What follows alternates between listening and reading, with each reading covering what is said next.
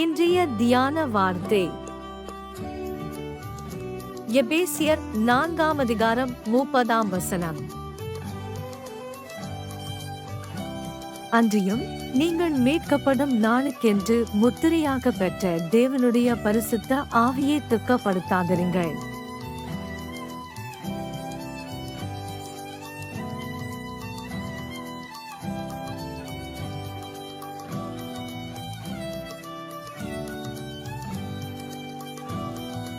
Ephesians chapter 4, verse 13.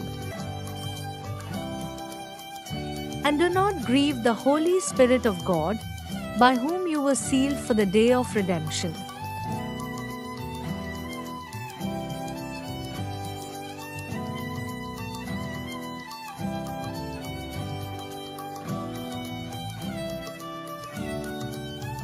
இயேசு கிறிஸ்து உங்கள் அனைவரோடும் கூட இன்றும் என்றும் இருப்பாராக. ஆமென்.